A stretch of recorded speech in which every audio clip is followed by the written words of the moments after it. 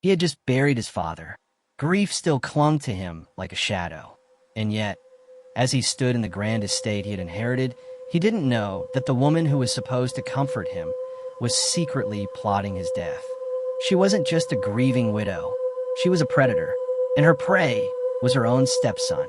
At first glance, the sprawling Davenport estate stood as a monument of wealth, tradition, and family honor. Its marble halls echoed with decades of laughter.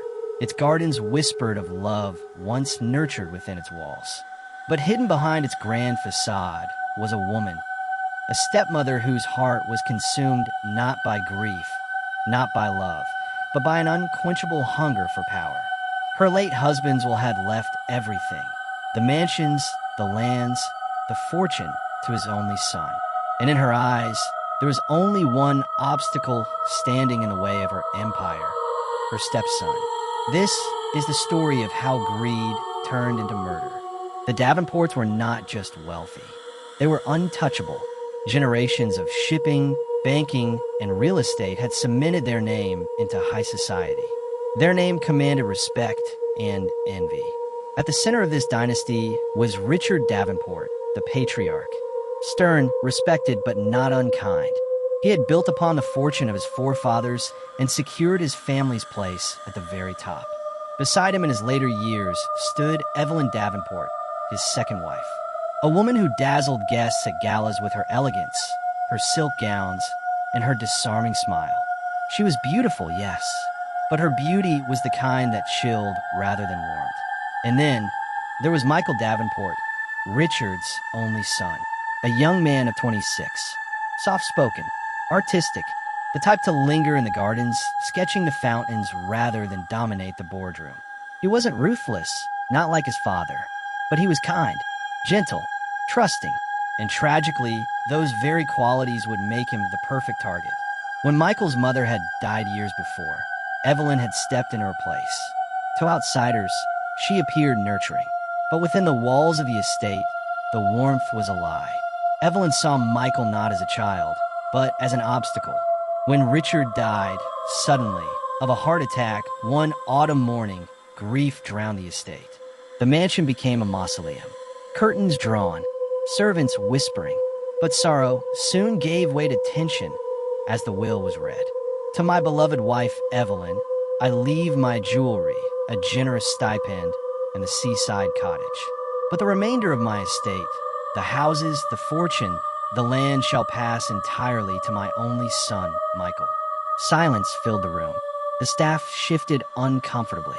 Evelyn's painted lips pressed into a line. She lowered her veil, hiding the fire burning in her eyes. From that moment, Evelyn made a choice. Michael would not keep the estate, not while she still breathed. Evelyn's first attempt was subtle. She whispered doubt into Michael's ear. Michael, darling, all this responsibility. Are you sure you can manage it alone? Your father trusted you, yes, but the estate is vast. Perhaps it would be wiser to let me guide you, to let me handle the affairs while you pursue your little hobbies. Michael smiled politely, but his father's words echoed in his mind. Be strong. Be your own man. He declined her offer, and in that refusal, Evelyn's hatred grew sharper. She watched as the staff obeyed Michael, as lawyers addressed him as Master Davenport. Each title, each signature on a paper, each nod of respect to Michael. It was like salt rubbed into her wounded pride. And soon, salt turned to poison. Greed is a seed that, once planted, grows like ivy, suffocating everything in its path. For Evelyn, it became an obsession. She spent nights in the library, poring over her late husband's medical texts. She sought out discreet apothecaries in the town. Her questions were veiled, but their meaning was clear. Which herbs could slow a man's heart? Which powders could vanish into wine without a trace? One by one, she collected her tools, tinctures, powders, and carefully worded lies. Her plan was elegant in its simplicity. Michael would never live long enough to enjoy his inheritance. It began with little gestures. Evelyn cooks personally for Michael, pouring his wine, offering tea with honey. But Michael, cautious of her sudden kindness, often declined. Sometimes he pushed his plate away untouched.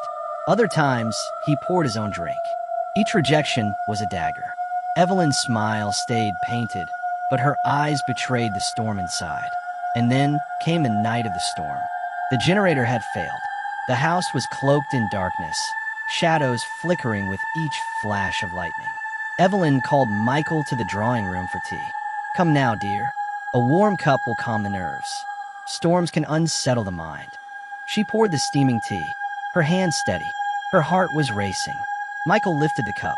The rim brushed his lips, and then a bark. The family's old hound, Jasper, growled and barked furiously at the table. Startled, Michael dropped the cup. Porcelain shattered on the marble floor. Tea seeped into the rug, poisoned tea. Jasper sniffed the liquid, then recoiled. Michael looked up sharply. For a moment, just a moment, he saw it. The flicker of panic in Evelyn's eyes. He said nothing, but suspicion, once born, cannot be silenced. Michael confided in the only two people he trusted, his father's lawyer and Mrs. Green, the aging housekeeper who had raised him like her own. "She's trying to kill me," he whispered one night, locking his door behind him. "I know it, and I need proof." Together, they began to watch, to take notes. Times, dates, behaviors. Michael stopped eating anything Evelyn prepared. He kept a journal, recording every strange glance, every locked door, every late-night pacing of hers.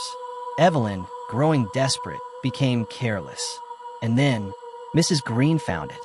While tidying Evelyn's chambers, she noticed a locked wooden box.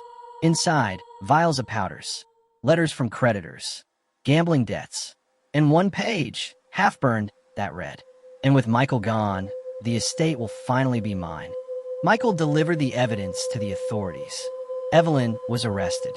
But during interrogation, a darker truth began to surface. The apothecary testified that Evelyn had been purchasing strange herbs for months, long before Richard's death. Had Richard's sudden heart attack been natural? Or had Evelyn silenced her husband? 2. The case spiraled. What began as an attempted murder became a scandalous double investigation. In court, Evelyn's mask shattered. Gone was the graceful widow. In her place stood a desperate woman, cornered.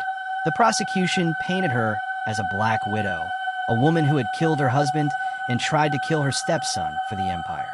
Witnesses spoke.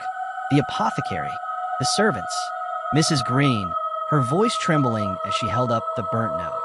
Michael sat silently through it all, pale, haunted, his trust in family forever broken. And Evelyn, at last, she broke her silence. "It should have been mine, all of it. That boy didn't deserve a single stone from this house. I built my life for Richard, and he gave it all to him." Her scream echoed across the courtroom.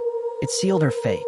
Evelyn Davenport was convicted, both of Richard's death and of attempting Michael's. Her beauty faded behind prison walls. Her name, once spoken at galas, became a whispered curse. And Michael? He inherited everything. But the price was steep. The estate stood tall, but its halls were scarred. He rarely entered the dining hall again. The memory of shattered porcelain, poisoned tea, and a mother's cold smile haunted him. Staff whispered of how he spent hours staring out the window, sketching not fountains, but shadows. Because even in victory, Michael knew the truth. He had been prey in his own home. In the end, the wicked stepmother's plan failed. But her story remains a warning. When greed consumes the heart, even family becomes prey. And sometimes the greatest danger isn't outside the home. It's sitting across from you at the dinner table.